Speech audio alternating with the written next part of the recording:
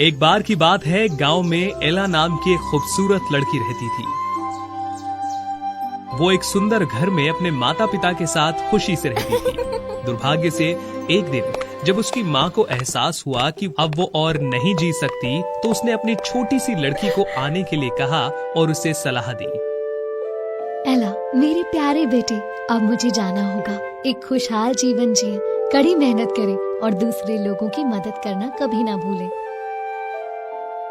माँ, कृपया ऐसा मत कहो, आप जल्दी ठीक हो जाओगे। लेकिन चीजें उस तरह से नहीं हुई जैसे कि उसने उम्मीद की थी। बोलने के तुरंत बाद ही माँ चली गई। नहीं मम्मी, नहीं। उसकी माँ के चले जाने के तुरंत बाद उसके पिता ने दोबारा शादी कर ली। एला की सौतेली माँ के 2 बच्चे थे। उन्होंने शुरुआत में एला के साथ अच्छा व्यवहार किया ताकि वो उसके पिता का पूरा भरोसा जीत सके। ऐसा लगता है कि मेरी नई पत्नी एला से बहुत प्यार करती है। अब मैं चिंतित नहीं। कुछ दिनों के बाद पिता को लंबे समय तक दूर काम करने के लिए जाना पड़ा।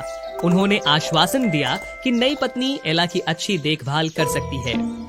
जैसे ही उसके पिता चले गए, सौतेली माँ ने अपना वास्तविक रूप दिखाना शुरू किया। उन्होंने एला को अटारी में रहने के लिए और एक दुर्लभ बिस्तर पर सोने के लिए मजबूर किया। इससे भी बढ़कर उसने एला के सभी खूबसूरत कपड़े अपने बच्चों को दे दिए। अब से ये तुम्हारा कमरा है, क्योंकि तुम्हें घर के सारे काम करने होंगे, इसलिए अच्छे कपड़े पहनने की आवश्यकता नहीं है।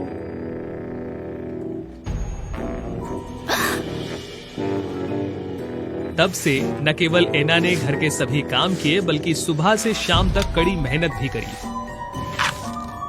इसके विपरीत उसकी 2 सौतेली बहनों को कभी कोई उंगली भी उठानी नहीं पड़ती थी, क्योंकि उसे घर का सारा काम करना पड़ता था। एला का चेहरा हर दिन धूल से मैला हो जाता था। वो फटे पुराने कपड़े पहनती और बहुत ही गंदी दिखती। ये देखकर उसकी सौतेली माँ और 2 बहनों ने उसे बहुत तंग किया। एला, तुम हमेशा ऐसी क्यों दिखाई देती हो? क्या तुमने कभी खुद को आईने में देखा है? सही में ये कितनी मैली है। उसे अब से सिंड्रेला नाम देना चाहिए, उस पर यही सही लगता है। सही है, इसलिए सिंड्रेला ही होना चाहिए। वो सुंदर एला नाम के लायक थोड़ी है। तब से उस लड़की का नाम सिंड्रेला हो गया। पूरे परिवार द्वारा उसका अपमान होता और अनुचित लाभ उठाया जाता। वो ठीक से भोजन भी नहीं कर सकती थी, क्योंकि उसको तीनों माँ और बेटियों की सेवा करनी होती थी। माँ, क्या मैं कुछ खा सकती हूँ? मुझे बहुत भूख लगी है। मेरी नजरों से दूर हो जाओ। तुम्हें केवल हमारा भोजन खत्म करने के बाद बचे हुए खाने की ही अनुमति है, समझ गई? पूरे दिन घर पर रहने से सिंड्रेला का कोई दोस्त नहीं था। वो केवल अटारी में रहने वाले 2 चूहों के साथ खिड़की पर आने वाली गौरैया से दोस्ती कर चुकी थी। खाने के लिए बहुत कम भोजन होने के बावजूद हर दिन वो फिर भी अपने दोनों चूहों और गौरैया को खाना खिलाती थी। ये रहा तुम्हारा हिस्सा। तुम सब भी इतने ही भूखे होगे, क्या तुम नहीं हो? चलो आओ, इसे खा लो। एक दिन राजा ने सिपाही को एक जलसे की घोषणा करने के लिए कहा, जो महल में होने वाला था। नए साल की पूर्व संध्या पर राजा ने एक जलसे का आयोजन किया है, ताकि राजकुमार अपनी लेखा आदर्श पत्नी चुन सके। राजा ने सभी लड़कियों को इसमें शामिल होने के लिए आमंत्रित किया है। इस समाचार को सुनकर राज्य की सभी लड़कियां बहुत खुश हुईं। सिंड्रेला को पता था कि उसकी सौतेली माँ उसे किसी भी तरह से जाने नहीं देगी, लेकिन उसने फिर भी उससे अनुमति मांगने की माँ, कोशिश क्या की। मैं पार्टी में शामिल हो सकती हूँ? क्या तुम भी शामिल होना चाहती हो? ठीक है, लेकिन पहले तुमको अपनी बहनों के लिए कपड़े तैयार करने में मदद करानी होगी। सिंड्रेला बहुत खुश थी, क्योंकि कम से कम उसे पार्टी में शामिल होने का मौका मिला। उसने खुशी से कपड़े तैयार किए और अपनी सौतेली बहनों के बाल भी बनाए। जल्दी करो सिंड्रेला, तुम कितनी धीमी हो। अब मेरी बारी कब आएगी? जब सब कुछ हो गया तो सौतेली माँ ने सिंड्रेला को एक टोकरी दी, जिसमें काली सेम के साथ मटर मिली हुई थी, और उन्होंने उसे अलग करने के लिए कहा। इन सेम और मटर को अलग करो, उसके बाद तुम जलसे में जा सकती हो। सिंड्रेला हैरान हो गई। काम पूरा करके और समय पर पार्टी में जाना उसको असंभव लग रहा था। ये देखकर दोनों चूहों ने सिंड्रेला के लिए इन सेम को चुनने की कोशिश की। इसके अलावा गौरैया ने सिंड्रेला की मदद करने के लिए अपने दोस्तों को बुलाया। आधे घंटे के अंदर सारे काम हो गए। वो अपनी सौतेली माँ को ये बताते हुए इतनी खुश थी कि उसने सारा काम पूरा कर लिया। माँ, आपने मुझे जो कुछ करने के लिए कहा था वो हो चुका है। क्या अब आप मुझे जलसे में आने दे सकती हैं? तुम भी जलसे में जाना चाहती हो? कभी नहीं। हम निश्चित रूप से तुम्हारे मैले हुए रूप से अपमानित होंगे। घर पर रहो और घर को साफ करो। यह देखते हैं कि आपका क्या होगा। उसके बाद सौतेली माँ और दोनों बहनें चली गईं, जिससे सिंड्रेला उदास होकर बैठ गई। उसे मालूम नहीं था कि अब उसे और क्या करना चाहिए। वो वहीं बैठकर रोने लगी। दोनों चूहे और एक गौरैया उसके पास आकर खड़े हो गए और उसे तसल्ली दी। अचानक एक रोशनी चमकी और एक परी दिखाई दी, जिसने सिंड्रेला को आश्चर्यचकित कर दिया। बेचारी लड़की, तुम रो क्यों रही हो? मेरी सौतेली माँ और मेरी 2 सौतेली बहनों के पास पार्टी में जाने के लिए और राजकुमार से मिलने के लिए बहुत खूबसूरत कपड़े हैं। और मुझे देखो, मुझे आधी रात तक घर का काम करना होगा और मेरे पास पहनने के लिए कुछ भी नहीं है। इससे मुझे बहुत दुख होता है। मेरी प्रिय, चिंता मत करो। जैसा कि आप एक दयालु, मेहनती और ईमानदार लड़की है, मैं आपको जलसे में जाने में मदद करूँगी। तब परी ने अपने जादू का इस्तेमाल किया और बगीचे में रखे कद्दू को एक सुंदर गाड़ी में बदल दिया। 2 चूहे 2 घोड़ों में बदल गए और गौरैया सिंड्रेला को महल में ले जाने के लिए एक चालक में बदल गई। आप इस गाड़ी से पार्टी पर जाएं। हालांकि इन कपड़ों के साथ वे जल्द ही आपको पहचान लेंगी। मुझे तुम्हारी मदद करने दो। एक बार फिर से परी ने अपना हाथ घुमाया और पलक झपकते ही सिंड्रेला ने खुद को एक शानदार पोशाक में पाया।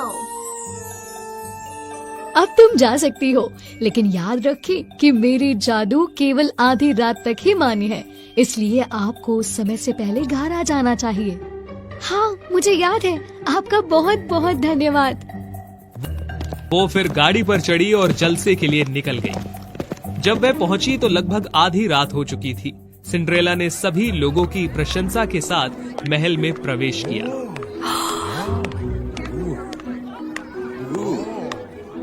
ओह, मैंने कभी इस राज्य में उसकी जैसी सुंदर लड़की नहीं देखी।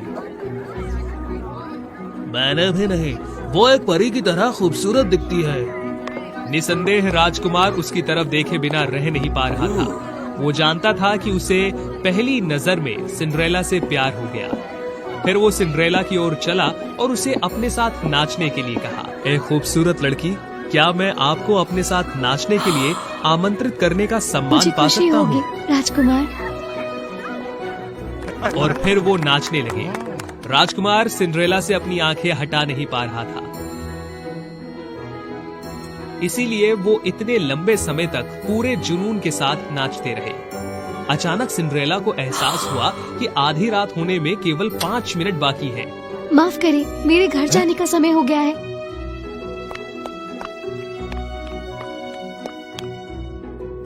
गाड़ी की ओर नीचे जाते समय उसका कांच का एक जूता गिर गया, लेकिन सिंड्रेला के पास उसे वापस लेने जाने का समय नहीं था। वो गाड़ी पर चढ़ी और जितनी जल्दी हो सकी अपने घर के लिए निकल गई। राजकुमार ने उसका पीछा तो किया, लेकिन वो सिंड्रेला को पकड़ नहीं पाया। जब तक वो वहां पहुंचा, सिंड्रेला अंधेरे में गायब हो गई। हालांकि राजकुमार ने सीढ़ियों में गिरा हुआ जूता देखा। उस दिन से राजकुमार खुद अपने सैनिकों के साथ उस जूते के मालिक का पता लगाने के लिए पूरे राज्य में खोज करने लगा, जो उसकी पत्नी बनेगी। 1 महीने से अधिक समय बीत चुका था। कई घरों में वो गया, लेकिन वो अभी भी उस लड़की को नहीं ढूंढ सका जिसका पैर कांच के जूते में फिट आ सके। सिंड्रेला का घर आखिरी था जिसके पास वो पहुंचा। ये तो राजकुमार है। वो मेरा कांच का जूता भी लाए हैं। मुझे इससे पहनने का प्रयास करने के लिए नीचे जाना होगा। मुझे यकीन है कि वो मुझे पहचान लेंगे। हालांकि जैसे ही वो दरवाजे पर आई, वो अपनी सौतेली माँ से मिली। तुम्हें यहीं रहना होगा। तुम्हारे जैसे मेले व्यक्ति को राजकुमार से मिलने की हिम्मत कैसे हो सकती है, और राजकुमारी होने के सपने कैसे देख प्लीज माँ, सकता है? कृपया मुझे नीचे जाने दो। चुप रहो और यहाँ रहो। फिर सौतेली माँ ने सिंड्रेला को अटारी के अंदर बंद कर दिया। लेकिन वो नहीं जानती थी कि सिंड्रेला की दोस्त गौरैया उसके पीछे उड़ रही थी। जब वो नीचे जा रही थी तो उसने चाबी चुरा ली और सिंड्रेला को आजाद कर दिया। अपने बड़े पैरों की वजह से सिंड्रेला की दोनों सौतेली बहनों को जूता सही नहीं आया। क्या घर में और कोई भी है? नहीं मेरे राजकुमार, हमारी केवल 2 ही बेटियां हैं। राजकुमार, मेरी प्रतीक्षा करो, मैंने अभी तक जूता नहीं पहना। सिंड्रेला, तुम कायर नौकर हो, तुम यहाँ आने की हिम्मत कैसे कर सकती हो? क्षमा करें राजकुमार, ये हमारी नौकर है जो जलसे में गई भी नहीं। ये जूता उसका कैसे हो सकता है? चुप रहे। आपकी हिम्मत कैसे हुई मुझे धोखा देने की? मैं आपसे बाद में निपटूंगा। वैसे इस लड़की को देखने पर मैं बहुत परिचित सा क्यों महसूस कर रहा हूँ? मैं उसे जूता पहनने में मदद करूंगा। फिर उन्होंने खुद सिंड्रेला को जूता पहनने में मदद की। हैरानी की बात थी कि वो एक दस्ताने की तरह उसमें एकदम सही आ गया। तुम वही हो जिसने उस रात मेरे साथ नृत्य किया था। मेरी राजकुमारी, कृपया मेरे साथ महल में वापस चलो। आपने मुझे धोखा देने की हिम्मत कैसे की? सैनिकों, जेल में डाल दो। राजकुमार और सिंड्रेला की शादी सभी की उपस्थिति और आशीर्वाद के साथ पूरी तरह से आयोजित की गई और उन्होंने अपना पूरा जीवन खुशी खुशी बिताया।